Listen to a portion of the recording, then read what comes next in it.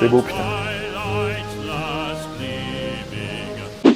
Le jour où la France apprend que Donald Trump est élu président des États-Unis, ce même jour débarque sur nos écrans Tu ne tueras point, qui raconte l'histoire d'un homme qui refuse de toucher la moindre arme à feu. Franchement, sacré paradoxe et sacré symbole. Bienvenue dans Zoom.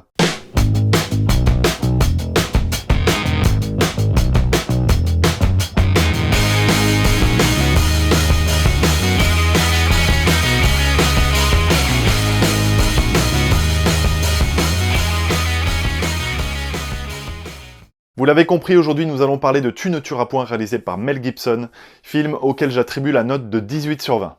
Le film est donc tiré d'une histoire vraie, qui raconte l'histoire de quelqu'un, d'un jeune homme qui a trouvé la foi étant plus jeune, suite à différentes circonstances, qui s'attache à ce serment Tu ne tueras point qu'il découvre dans la Bible, et qui donc décide de ne toucher à aucune arme à feu de sa vie et de tout faire pour respecter ce serment. Tu ne tueras point n'est pas uniquement un film de guerre, c'est avant tout un film de super-héros, et ça j'insiste là-dessus. Vous allez vraiment assister à un film de super-héros, avec un gars qui n'a pas de super-pouvoir, le seul pouvoir qu'il a c'est sa foi, c'est peut-être, on va dire, d'entendre Dieu.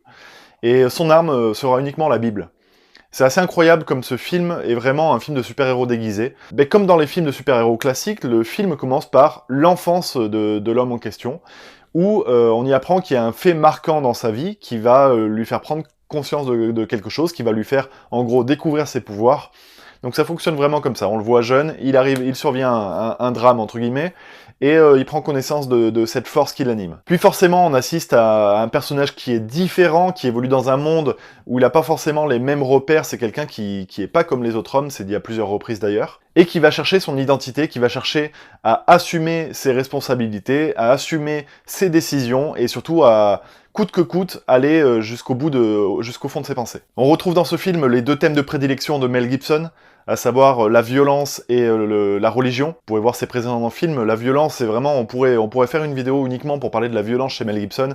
C'est quelque chose d'assez exacerbé, c'est quelque chose de viscéral chez lui.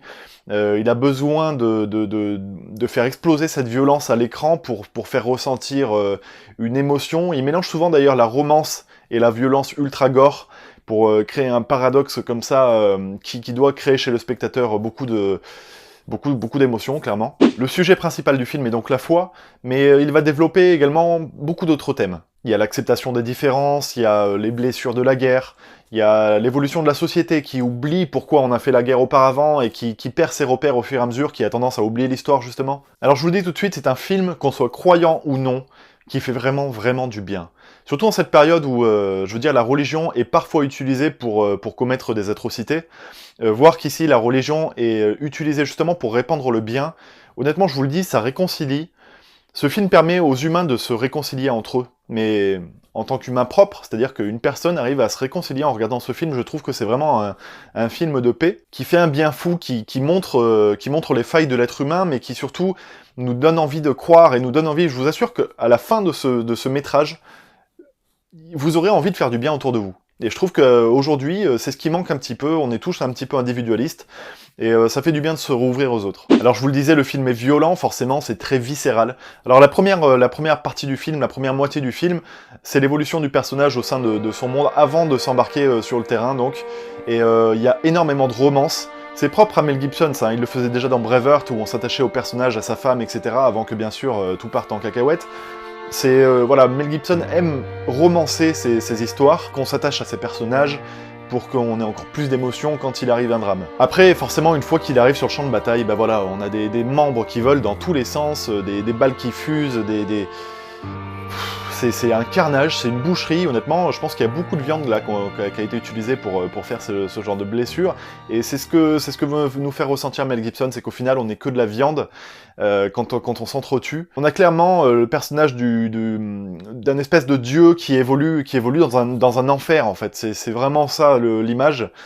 C'est cette opposition de deux mondes, de deux univers, et que quand l'un est confronté à l'autre, ça crée un paradoxe qui est vraiment, vraiment surprenant. Ce que Mel Gibson arrive à faire par-dessus tout dans tous ses films, c'est de représenter la souffrance de l'être humain, la souffrance de l'homme.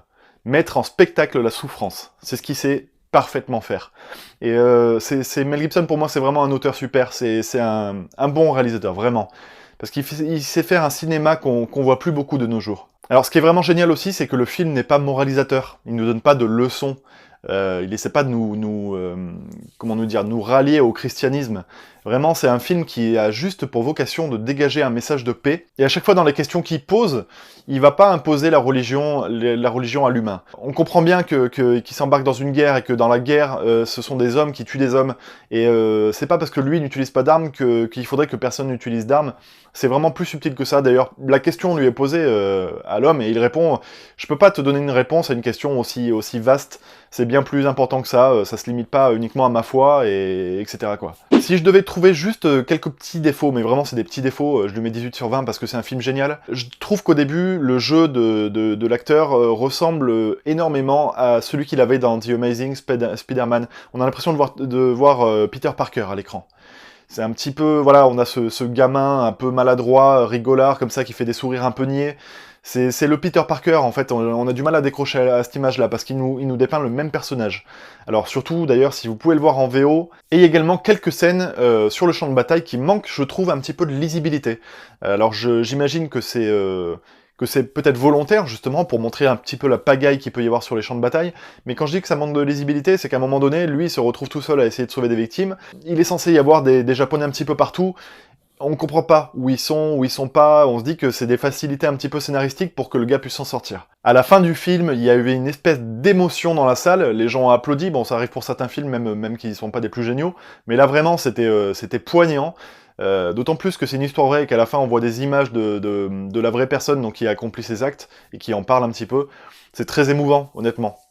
Et ben voilà, c'est tout ce que j'ai à dire sur ce film. Allez franchement le voir. Il y a une chose qui est sûre, c'est que si Dieu existe, il communique avec Mel Gibson, c'est obligé. Ciao, ciao.